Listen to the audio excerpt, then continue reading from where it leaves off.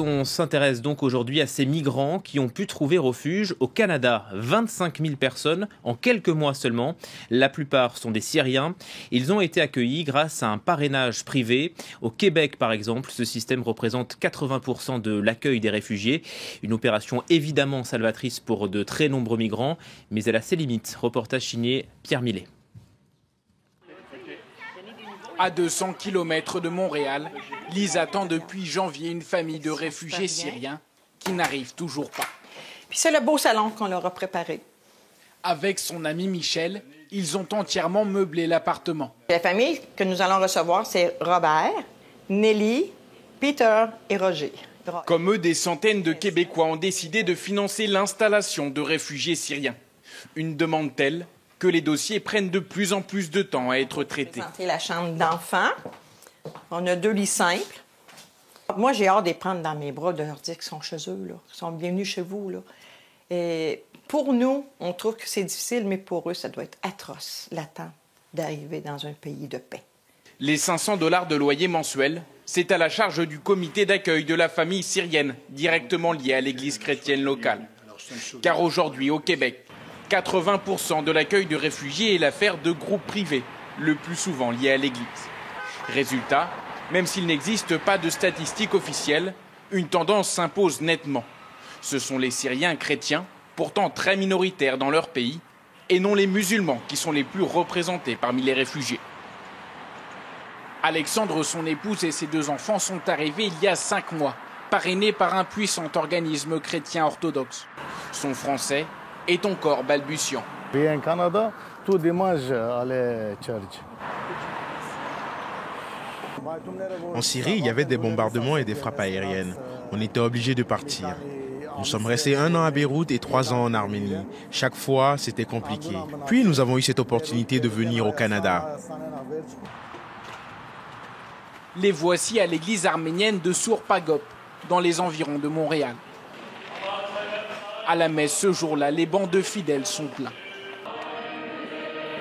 Des rangs grossis par les nombreux réfugiés syriens chrétiens arrivés ces derniers mois. Pour l'Église, c'est un souffle nouveau.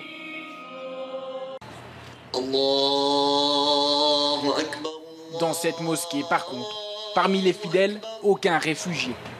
Car pour pouvoir faire venir des familles, il faut être validé par le gouvernement en fonction de ses ressources et de son patrimoine. Un système qui désavantage nettement la modeste communauté musulmane du Québec, encore jeune. Cette mosquée n'est installée ici que depuis 2004. Ici, c'est une ancienne école.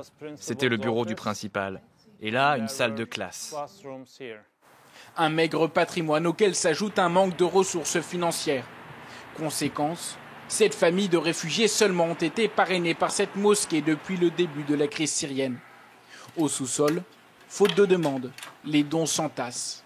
Des radios, des télévisions, des vêtements d'hiver, d'été, des chemises. Nous nous sommes établis récemment pendant les années 80, 90 ou 2000. Nous sommes entre guillemets très nouveaux ici et beaucoup de mosquées ont de faibles capacités financières. C'est pourquoi elles ne peuvent amener personne. On se sent mal pour les familles, car si tu as de l'argent, tu peux aider tes proches, mais si tu n'en as pas, alors tu ne peux pas. L'association Haïdoun, la maison des Arméniens, n'a pas les mêmes problèmes. Logé au cœur de cette cathédrale de Montréal, cet organisme fondé par des chrétiens originaires d'Arménie est numéro 1 dans l'accueil de réfugiés syriens, et de loin. 2700 parrainages depuis le début de la guerre. Naïri Tavlian est la présidente de l'association. C'est des personnes d'origine syrienne que nous avons parrainées et qui sont francisées maintenant, qui parlent le français un peu. Tuval Grossik.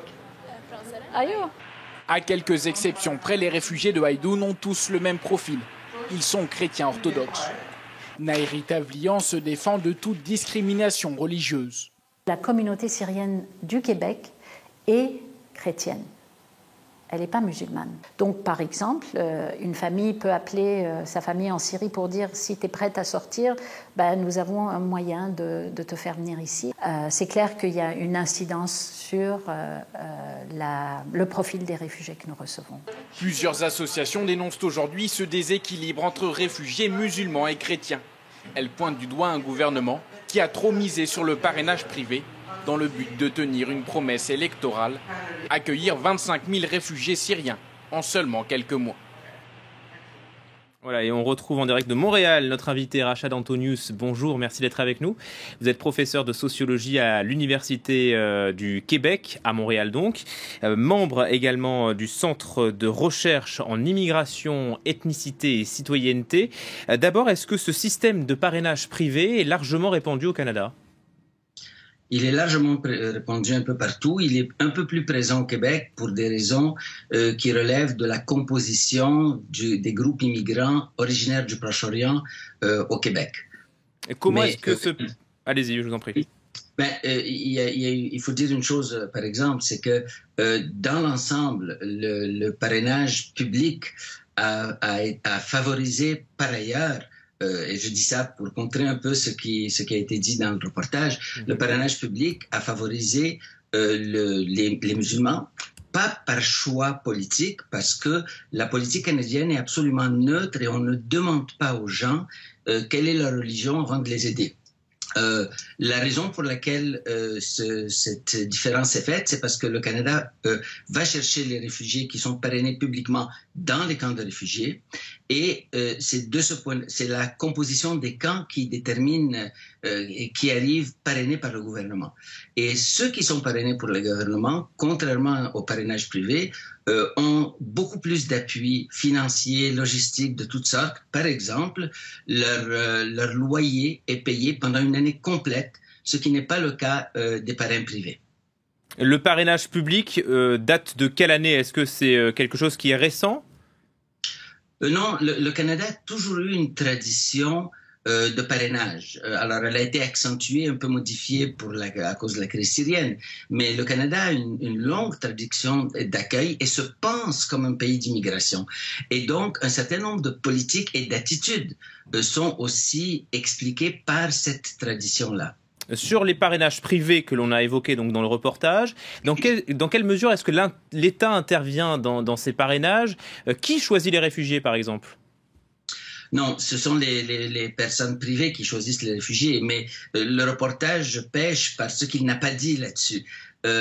C'est parce que d'abord l'État, tout ce qu'il veut vérifier, c'est la solvabilité économique des parrains, parce qu'il s'engage à prendre en charge les réfugiés, à s'assurer que leur loyer est payé pendant une année complète, à les aider à leur fournir de l'aide de toutes sortes, que les parrainés par l'État reçoivent de l'État lui-même.